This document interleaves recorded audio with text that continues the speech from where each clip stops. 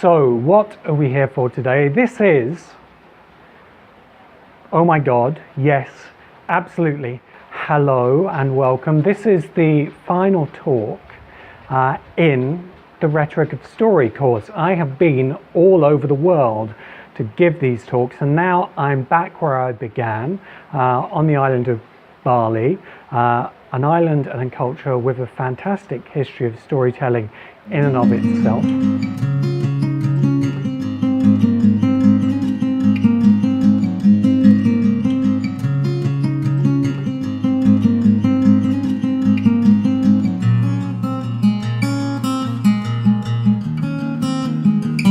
Hello,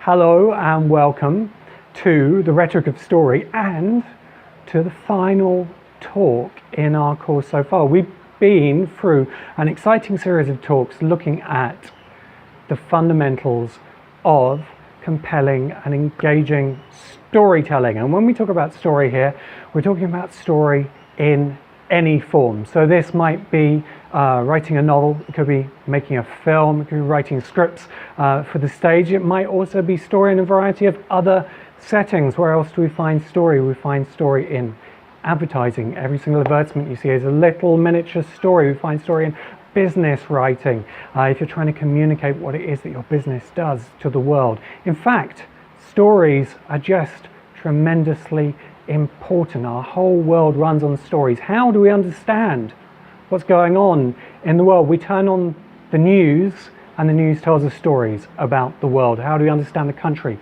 that we live in? We know about the history, the story of our country, and that's how we understand. How do we know what's going on in our own lives? Well, we tell a story about our own lives, and this is the core of the rhetoric of story. It's about understanding what makes these stories work, what makes them compelling, and what makes them immersive, what creates the effect that we are for a time inside the story that we are watching or that we're being told. At the heart of the rhetoric of story are 7 foundational elements of story. We have in the previous talk been through the first 6 of these. We've considered the idea of change. There is no story without a true and profound change around which the story turns. And this might be a huge dramatic change in the world. It might be a war won or lost by one side or another. It can also be a much smaller and more intimate change. It might be about simple things, how we grow up, how we go from a young person to an adult, how we achieve success in the world, or how we grow old. These are the changes that story is truly about. Following change, what is at the heart of every story? A self. There's a person, a hero, a protagonist that we follow at the heart of the story, and it's this self through whose eyes and ears and senses that we pick up all of the details of the story. What is there around the self?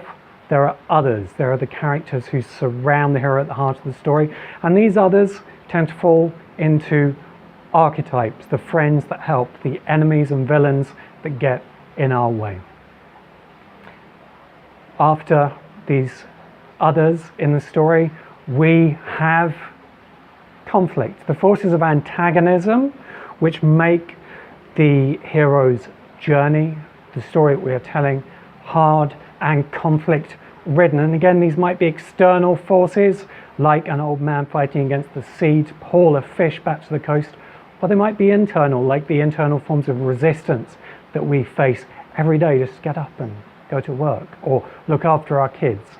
These first 4 are the engine of the story.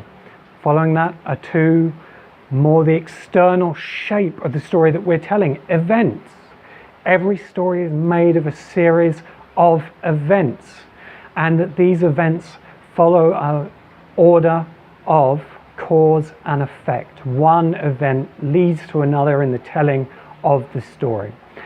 The events that the story is made of are formed into a structure, and the structure of the story is bigger than the story itself. We find structures in the story that we love and admire. The most common, the 3-act structure, which shapes most plays, nearly all Hollywood films, many novels and other forms of storytelling as well. The beginning, middle and end of the story, the opening exposition, the central conflict and the final resolution of the story. These are the 6 elements of compelling storytelling that we've examined so far. Today we're going to be talking about the 7th and final foundational element of storytelling. This is to story as the ability to fly and jump over tall buildings is to Superman. The 7th of these elements is the secret superpower of storytelling. That's why we've left it until last. What is the 7th of the 7 foundational elements of storytelling? It is emotion.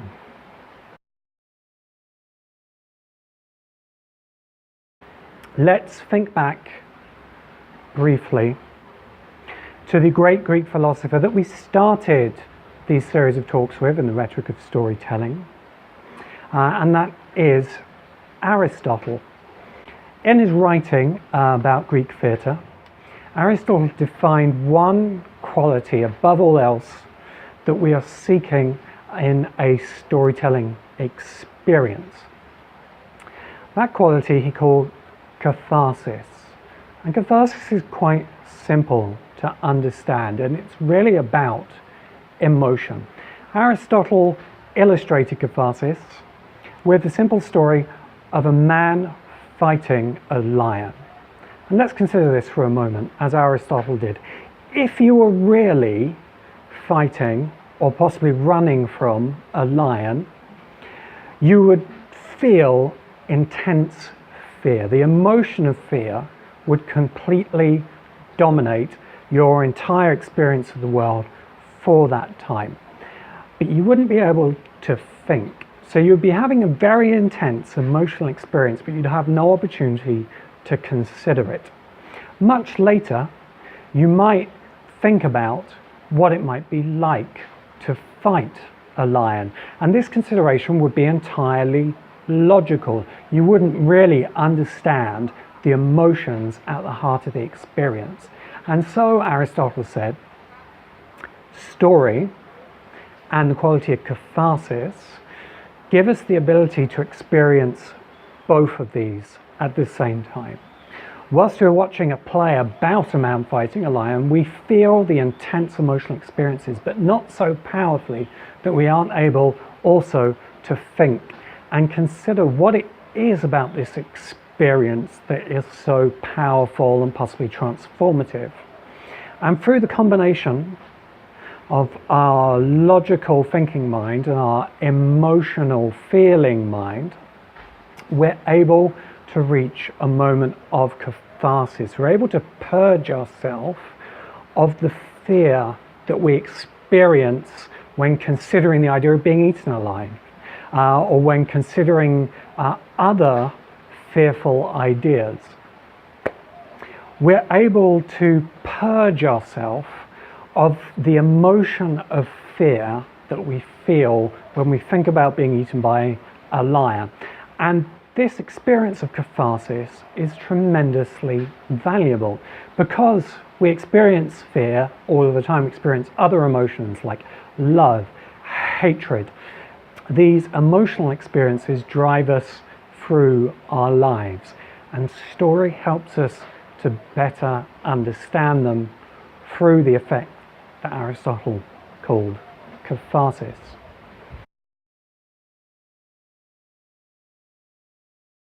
Greek culture had a number of ways of considering emotion. They were bound up with the idea of time. The Greeks had 2 words for time. One was chronos, and it's where we get the word from, chronological time.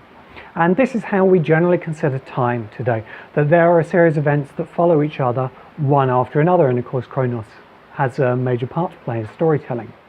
But the Greeks also had another way of considering time, and this was the idea of kairos.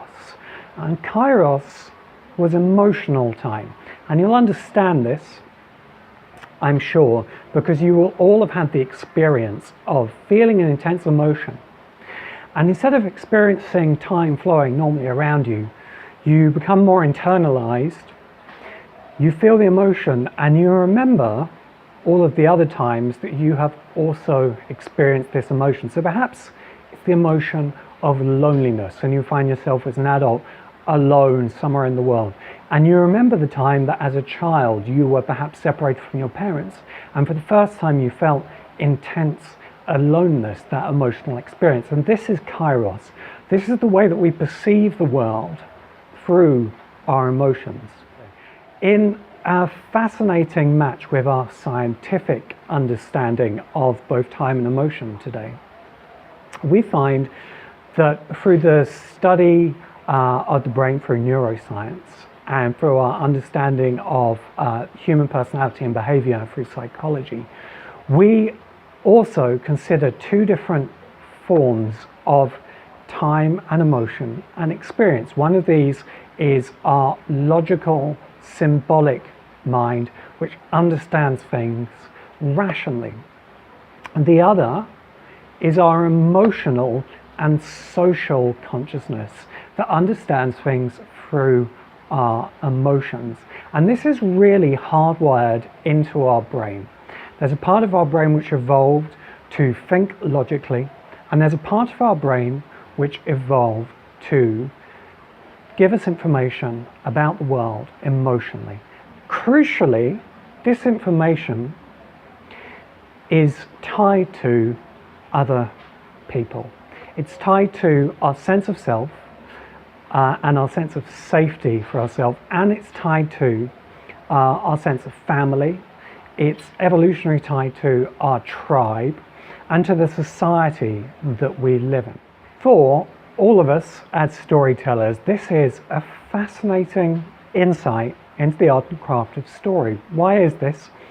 Because if, as Aristotle says, we are trying to fuse logic and reason in our storytelling through the effect of catharsis, then to create emotion in our audience, we need to tie it to people, to relationships, to family, to our tribal identity, and to society.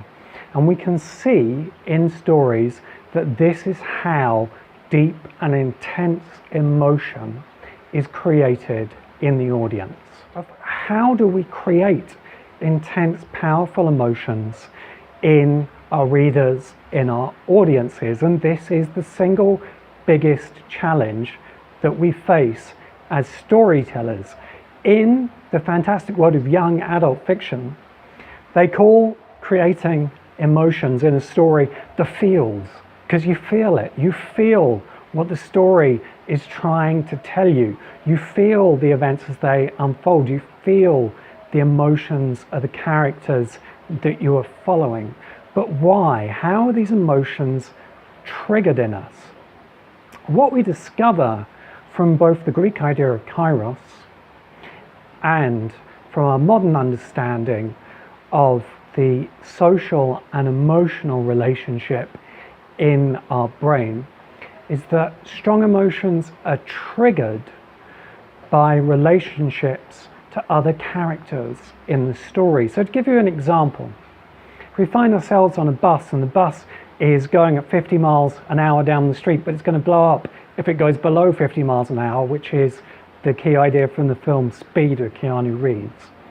This idea on its own isn't particularly emotional, but if we know that our grandmother is on the bus, our children are on the bus, somebody that through the course of the story we have learned to love as a character is on the bus, then we will feel deep emotion about the experience.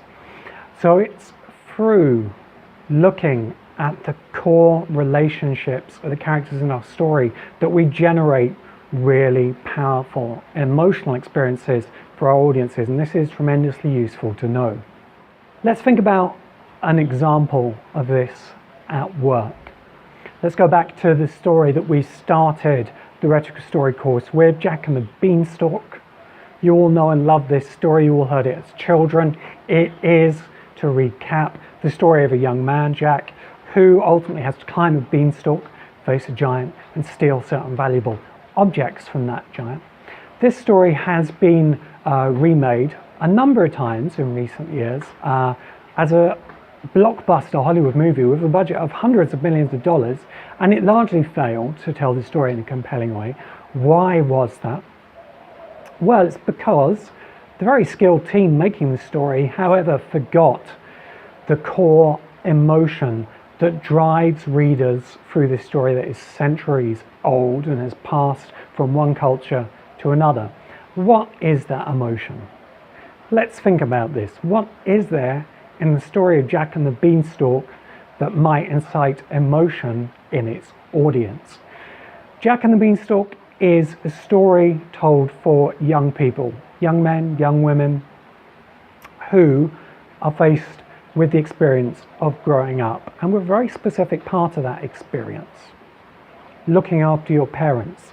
Who is there? Who is the parent in Jack and the Beanstalk? The mother, Jack's mother. And it's the emotional experience of looking after your mother that really drives Jack and the Beanstalk. Tell the story in this way. Begin a little bit earlier. There's a young woman. She is pregnant. Her father is furious about this and throws her out onto the street. She's homeless. She travels across the land. She has the baby. She has a young boy. She has a baby that she's looking after.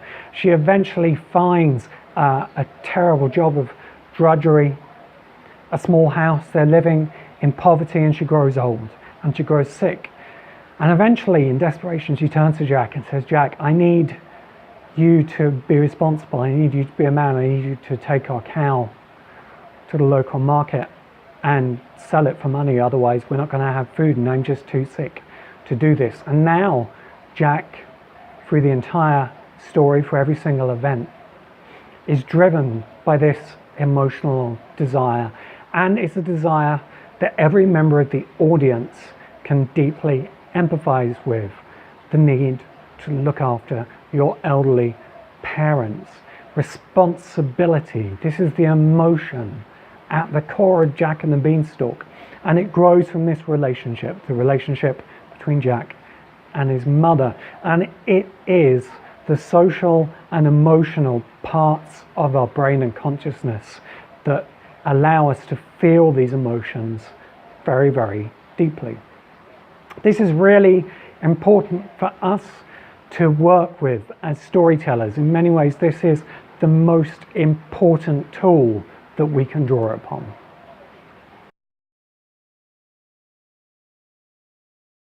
Of any story that we might choose to tell, whether it's a film, a novel, regardless of the format, whether it's a tiny 1-minute advertisement or an epic HBO television series, we need to ask ourselves, what is the emotional experience that this story is exploring?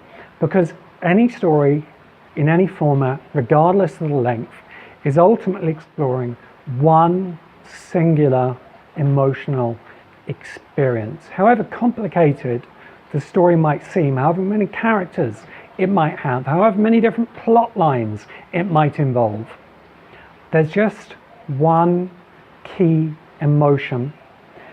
There might be other emotional experiences woven through it that complement it, but there is just one key emotional experience driving the story. And the most important question we can ask of any story is what that emotional experience is. And you can really take any story, and one of the best ways to understand it is to think about what the emotional experience at the heart of the story is. Pride and Prejudice, again, another story we talked about in the course of the Rhetoric of Story. Pride and Prejudice is about a young woman, Lizzie Bennet, who ultimately marries. That's an important part of the story. But what's the emotional experience at the heart of this? It's about falling in love. It's the emotional experience of love. Star Wars. Seemingly, there could be no more opposite story than Pride and Prejudice. And yet, something that it shares is that there's an emotional experience at the heart of the story. In the case of Star Wars and Luke Skywalker, who defeats the evil empire, it's the emotional experience of becoming a hero and then of becoming responsible for your own heroic actions. Heroism, that's a powerful, powerful emotional experience. It's not always possible to put the emotional experience of a complicated story into a few simple words like falling in love. The story exists to help us explore this emotional experience.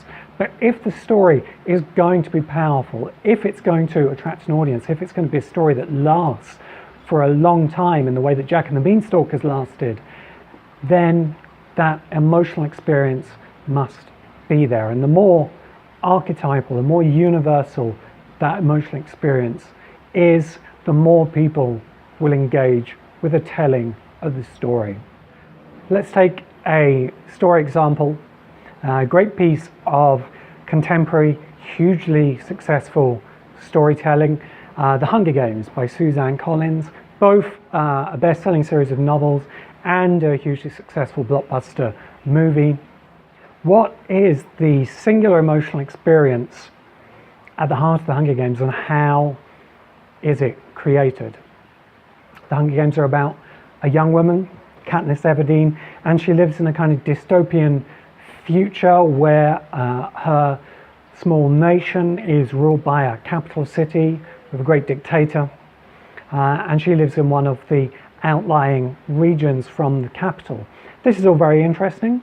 She's going to, as the title suggests, go on and fight in the Hunger Games.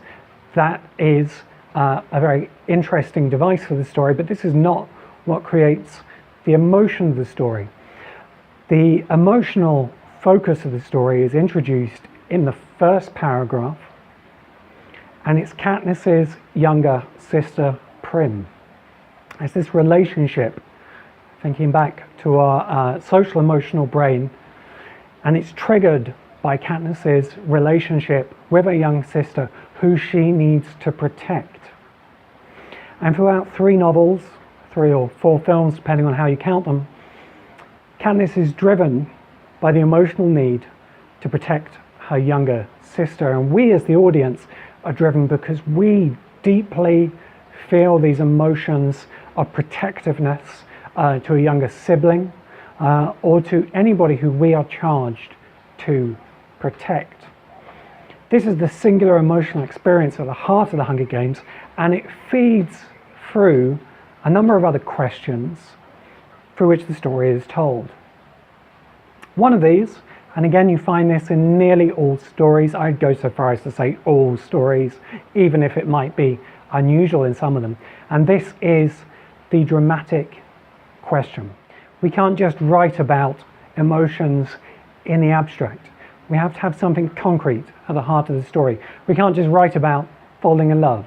We can't just write about heroism. We can't just write about being a protector. We need a dramatic question. And the dramatic question is the concrete heart of the story. In the Hunger Games, the dramatic question arises in the first chapter. There is a drawing of lots in the village where Katniss lives, and the lots are for the Hunger Games. Katniss ultimately volunteers to replace Prim, who she is emotionally driven to protect. Katniss volunteers to join the Hunger Games, and this introduces the dramatic question at the heart of the story. Will Katniss survive the Hunger Games? In Pride and Prejudice, this is a story about love, but the dramatic question is about marriage. Early in the story, we're introduced to Mr. Darcy and the relationship between the central character and Mr. Darcy. And the dramatic question is, will Elizabeth Bennet end up marrying Mr. Darcy? And all of the events in the story relate to this core dramatic question. In Star Wars, the dramatic question is introduced in the first act, and it's quite simply, will Luke Skywalker be able to blow up the Death Star? We've had the plans introduced, we have Luke introduced, and we know ultimately that this conflict between Luke and the Death Star is going to happen. And it's the dramatic question which drives Star Wars, and it's the reason why you spend 2 hours absolutely nailed to your seat watching that story. Once we have the dramatic question in place, however, we then need to divide our story into elements that are each emotionally compelling in their own way. And we do this by introducing tension and suspense. Consider for a while what these two things are. They're closely related, they're often confused. Many writers, sadly, don't know how to work with them at all, but they're absolutely essential to compelling storytelling. Tension is, to give it its simplest example, there is a bomb about to go off. Let's use a famous example. There is a bomb on a public bus, and the bus has to keep going at above 55 miles an hour in order for the bomb not to explode. This is the movie Speed with Keanu Reeves and Dennis Hopper. Very successful movie in its day, full of tension. This is what the tension turns on. Will the bus explode? And then the tension is then moved into other areas later. Tension is extremely important. Stories have one form of tension after another. For instance, in the Hunger Games, throughout the actual Hunger Games themselves, we're given various forms of tension. Initially, Katniss is training, and there are certain goals that she has to hit to move through the story. These are all tense. But what gives them suspense is, once again, that important word, emotion. When we take a story event that is tense and we introduce emotion and the social and emotional relationships, the other people, the family members, the tribe members that create emotion in us, this is how we convert tension into suspense. This is how Alfred Hitchcock, the great filmmaker, defined suspense. That suspense is tension plus emotion. This is incredibly important to understand as storytellers. Let's look at that example, Speed. It's tense when we know that the bus might explode. We experience suspense when we begin to bond with the characters on the bus, and when Keanu Reeves, as the heroic off-duty police officer, falls in love with a young woman who's on the bus. This introduces suspense, and it's these emotion-inducing social relationships that create the suspense in the story. Let's look at the example of Star Wars. We're introduced to tension because we know that Luke has to fight the Empire and Darth Vader. The tension becomes suspense when the character Princess Leia is introduced, and we know that Leia is a princess. She's beautiful. She's the archetype of the innocent who needs to be rescued, and that Luke Skywalker is on a mission to rescue her from the moment that he sees the small holographic finger being projected from R2-D2. It's this conversion of tension into suspense through the emotional relationship that, again, makes the story compelling. We also see in Star Wars that the tension and suspense are packeted out through the story. Initially, we have Luke's mission to escape from Tatooine and then to go to the Death Star. Then the tension on board the Death Star is transformed into need to escape the Death Star and to liberate the Millennium Falcon from the ship. And then the tension and suspense are taken on to the conflict against the Death Star. Most stories that are compelling, that are going to hold an audience for any length of time, have to, through the events and structure of the story, weave both tension and suspense. To complement the singular emotional experience at the heart of the story, the dramatic question, which is driving us through in concrete terms, the tension and suspense which are packaged out through the story. Great storytellers will also employ mystery. This is another question that we put to our story. What don't we know at the beginning of the story that we are desperate to discover? What is the mystery at the heart of our story? The most common form of mystery by far in any form of storytelling is a dead body. And it's such a common device that it names the whole mystery genre. This is most famously probably written by Agatha Christie. And almost all of Agatha Christie's stories start in a very similar way. We're introduced to a group of characters and there's a detective among them, which might be Miss Marple or Hercule Poirot. And this detective is then faced with a mystery when a dead body is discovered on the Orient Express, for instance. From the moment that we discover the dead body at the heart of a mystery story, we're given the mystery. Who killed this person? How were they killed? Why were they killed? And these questions that relate to the mystery drive the story along. One of today's great storytellers, J.J. Abrams, the creator of Lost, he's also involved in rebooting the Star Wars and the Star Trek franchises, talks about mystery as a box. Mystery boxes. If I come onto a stage and I'm holding a box, for the whole time that I'm on stage, the audience will be wondering, whether I ask them to or not, what's in the box. And this is how we think about mysteries. What's in the box? When you introduce anything unexplained in your story, it sets up a mystery. Let's think about our story, Star Wars. Very early on in the movie, we're told about the Force, but we don't know what the Force is. This is a mystery. This is why later on in the Star Wars saga, when George Lucas explained the Force as kind of magnetic creatures called midichlorians, he completely destroyed the mystery that was at the heart of the story, and he almost destroyed his own very great story in the process. Mysteries are really, really profoundly important. Again, when we think about Star Wars, this mystery of who is Darth Vader, it's very, very important to the storytelling. This is also a great example of another one of the techniques that we use to shape the emotions of our audience through the storytelling experience.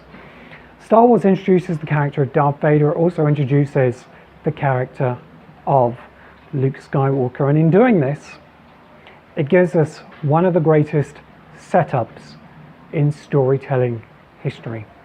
In a setup, we introduce one or more small details in the story that, when they are introduced, seem almost irrelevant to the story. We're told early on in Star Wars that Luke's father was killed by Darth Vader. He's given the lightsaber that belonged to his father.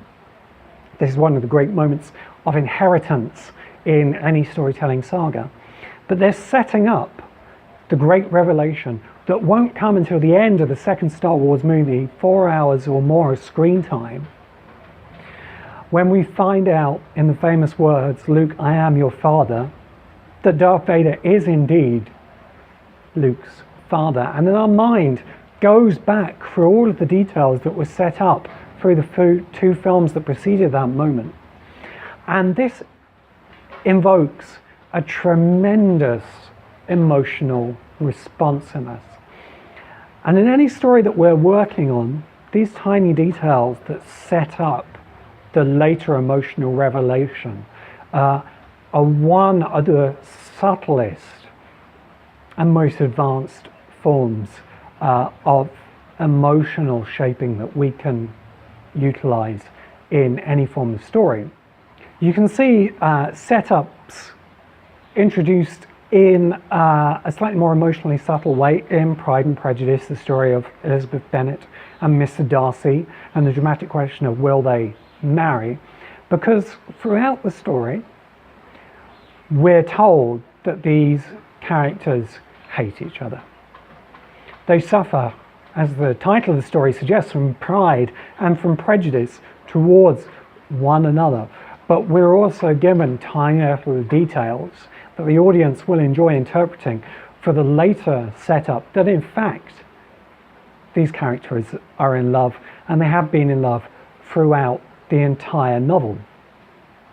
Again, this is brilliant emotional storytelling, because the tiny details that set up this later emotional revelation create really profound emotion in your audience. These are the questions that we use to shape the emotional experience of any story that we might choose to tell. What's the singular emotional experience at the heart of the story? What is the dramatic question with which we're providing the concrete details through which the story proceeds? How do we deploy and divide tension and its big brother, suspense, throughout our storytelling? And how do we put tiny little setups into our story which give us the big revelation later on in the storytelling?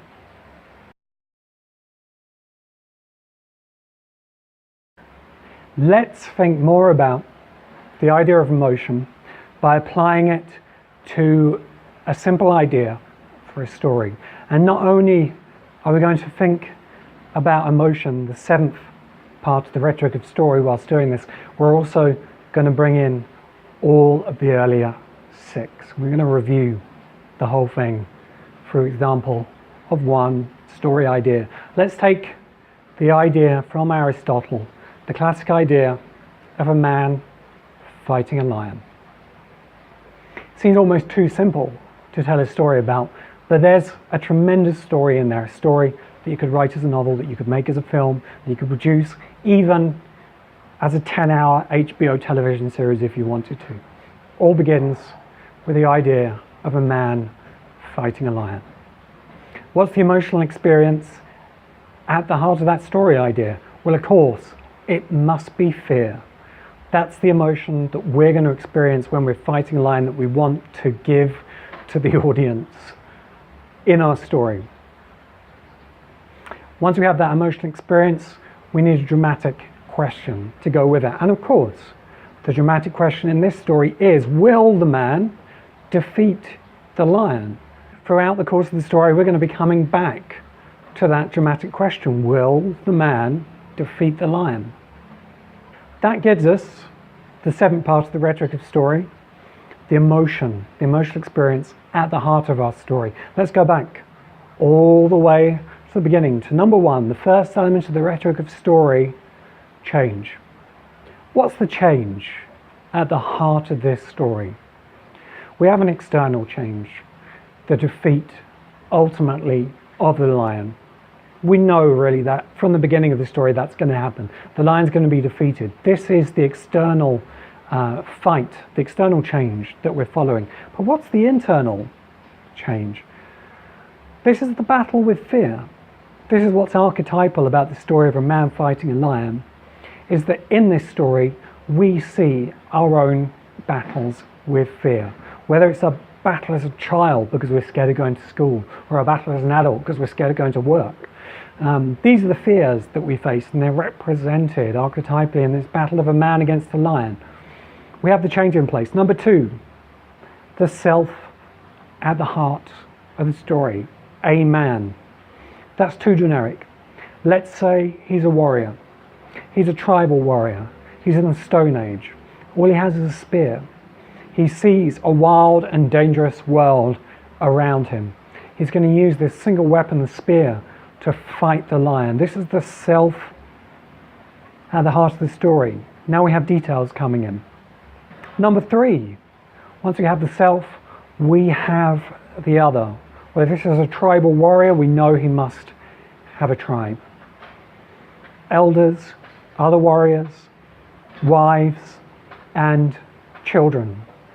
Other people surrounding him. We know that there's an antagonist in this story, the lion, who the man is fighting. We also want to introduce an emotional focus. Let's have a child in the tribe who the man must protect from the lion. Now we're really starting to tell a great story. Once we have the change, the self, and the others in place, we have conflict. This story is almost telling itself at this point. We have the tribal warrior, we have the child who he needs to protect, and we have the external conflict, the lion. There's also an internal conflict, his own fear. He has to overcome his fear to go out and fight the lion in this way. Okay, this gives us the engine of our story. Now we have the next element of the rhetoric of story. We're going to move on to structure. What's the structure of the story? Let's take a 3-act structure. We have the first act of the story, the exposition. We meet the tribal warrior. We meet the child who he's going to protect. We meet the tribe, and the lion is introduced. Then we move on to the second act. We're going to have a series of conflicts between the man and the lion in protection of the child, and there's going to be rising action, a growing drama as the story unfolds. And then finally, we know in the 3-act structure, we're going to have the final crisis, climax, and resolution of the story, with the man finally fighting and defeating the lion, and then of course our emotional resolution, taking the child and returning with him to the tribe. You see how much of the story we already have here just by applying the basic elements of the rhetoric of the story. Then we have events. We take our structure and we fill it in with specific events. So we see an event between the man and the child. The child, let's say, is his daughter, and they've gone hunting together. Now we have another event, the man teaching his child to hunt. This is taking us on a cause and effect. There's a huge storm. They're separated from the tribe and they're thrown out into the wilderness. Now we know there's going to be a key event of them encountering the lion in the wilderness. We'll also see further events following on in the story. The first conflict with the lion, from which the man and the child run away. The second conflict with the lion, where the man is desperately injured. They seek shelter in a cave. In the cave, let's have another character. There is an old wise man who imparts a secret to the tribal warrior about how to fight a lion. And the secret is that the lion is even more scared than the man is.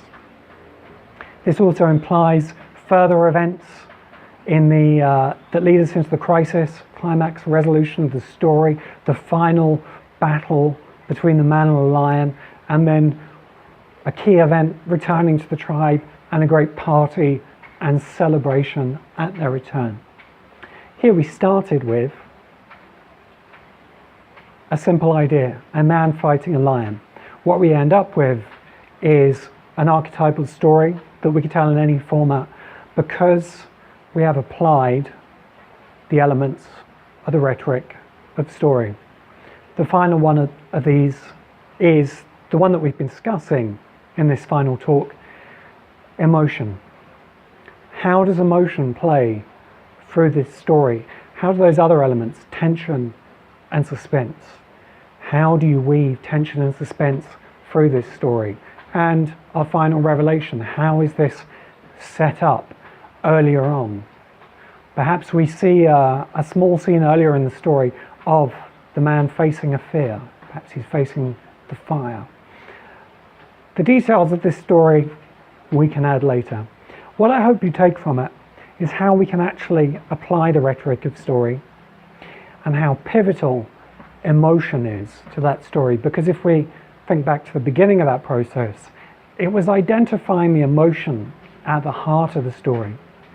and what these elements, the tribal warrior, the young child, the lion, what they represent to the emotional experience, in this case, fear. To round out our talk here, if you take one thing away from this, it really should be that while stories may be tremendously complex, while stories may come in many different formats, from film to stage to books, while stories may have many different elements, whilst they may be about a change, they will have a self, they will have others, they will have a structure, and they will have key events.